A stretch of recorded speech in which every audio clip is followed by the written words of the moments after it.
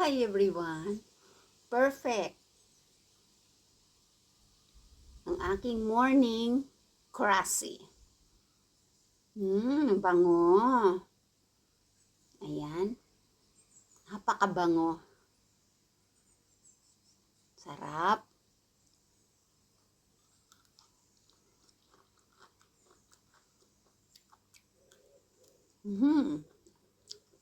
Manghang pangpagising.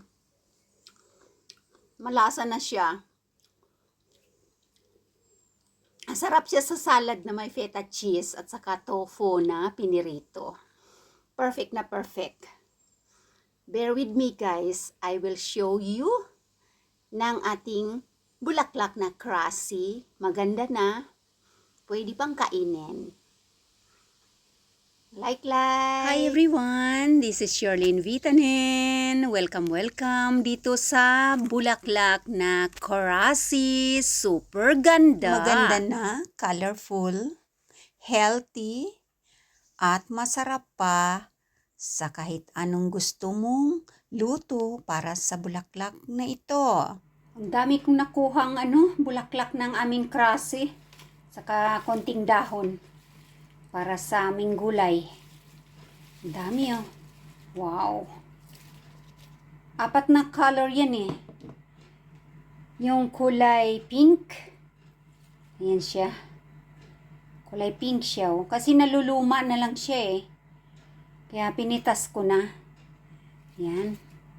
So kulay pink yan siya. Ganda no? Bango. Tapos yung kulay orange. Ayan, orange siya. Naluluma na lang kasi eh. Oh, orange. Tapos yung yellow. Ito ang yellow. Patay ng ayan. Yellow na. May red sa loob. Ang dami. Ang sarap nito sa sa salad. Ayan. At ano pa ba isang kulay kanina? May kulay pang isa kanina. Asa na yun? May isang kulay pa kanina eh. Yung medyo fuchsia pink ba yun? Ayan. Ang dami. Wow. Ayan. Ang sarap nito. Pwedeng kainin ng ng raw na. Ganyan lang siya. Pero gagawin ko siyang salad. Naluluma na lang kasi. Buti na abutan ko, ang daming bulaklak. Tsaka yung mga talbos niya.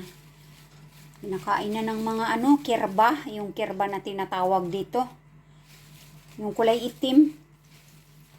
Sinisip-sip yung yung nectar at saka yung tamis niya. Kaya kinuha ko na siya. Ganda diba? Oh, colorful na colorful. Okay, salad kayo dyan. Hugasan ko pa siya. Para mawala yung mga anik-anik kung ano man mayroong anik-anik dyan. Kasi garden lang naman yan eh. Oh, wow. Ang ganda. Kayo dyan, nakakita na ba kayo ng ganitong bulaklak? Crusty ang tawag dito. Ang lasa nito parang paminta.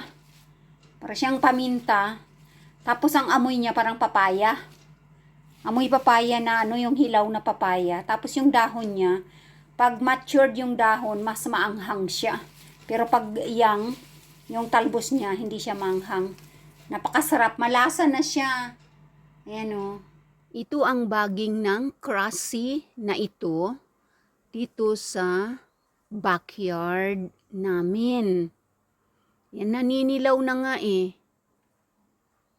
Patapos na rin yata. Pero ang dami pa niyang mga coming na mga bulaklak. Mamumulaklak pa ito hanggang autumn.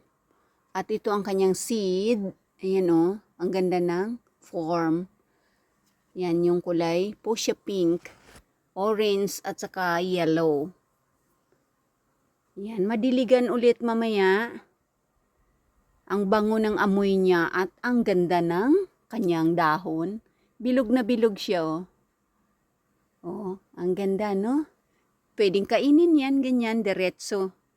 Kaya ako kasi niluluto ko at inuhugasan ko talaga para kahit malinis na siya, mawala yung mga anik-anik na nalalaglag dyan. Katulad yung mapadaan yung ibon dito. Malay natin, di ba? Umihi sa dahon, natamsikan yan. Kaya hinuhugasan ko talaga at nililinis. Hi everyone! Pitas ako ng krasi. Ito kaso may kirba na yan. Itong malaki dito.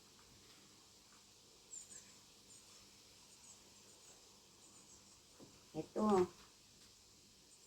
Wow. Perfect. Perfect na perfect. Ayan. Ganda, di ba? No. Ulit. Ito ang dito naman sa front garden namin na krasi. Ayan, gumapang na hanggang doon na sa ilalim. Saan ka pupunta? Ayan Yang talbos na yan, napakasarap niyan. Diretso mo nang kainin yan. Parang may vitsin na kaagad ba siya? Parang gano'n malasa. Ayan, gano'n gumagapang na. Marami. Nag-open na naman. Ayan. Iniiwanan ko yung mga iba pa. Ang dami pang mga buds. Ayan, hanggang dun. Pinutol ko na nga yung mga bulaklak na yan. Ayan parating pa lang. Naninilaw na. Itong dilaw, masarap yan siya. Kailang matapang. Anghang. Laki ng dahon Kapag good yung yung krasi, maraming bulaklak kaso inaatake na siya ng kirva. Kirva kung tawagin dito yan yung naninipsip ng nectar. Tapos hindi bubuka yung bulaklak. Ang daming talbos yung mga talbos habang wala pa yung kirba. Yan yung mga kirba yan Yun, tapos may open na naman dun kakapitas lang naka-open na naman siya. Umaakit na hanggang dun sa bubong namin. Yan ang krasi na super delicious. Kahit anong luto ang gusto mo, ang plano ko sana ilagay ko sa munggo. Ilagay ako sa munggo kasama ng kantarili na mushroom. Yan ang seed. Inaatake rin ng kirba. May kulay black na doon na dalawang kirba. Parang siya, yung langgam na maliliit. Ayan, gumagalaw Yan, langgam na maliliit. Matamis siguro para sa kanila Kaya sinisip-sip nila. Yan, lagyan ko mamaya ng water. So, yan ang krasi. Bulaklak na, pampaganda. Sa garden, tapos pag gusto mong kumain, mamitas ka lang ng dahon at ng bulaklak at ng yang na baging. So, ayan lang guys at nakita ninyo ang bulaklak na krasi. Pampaganda na sa garden. Pwede pang kainin ang bulaklak, ang dahon at mga talbos. Maraming salamat sa viewers, members, and subscribers. Bye!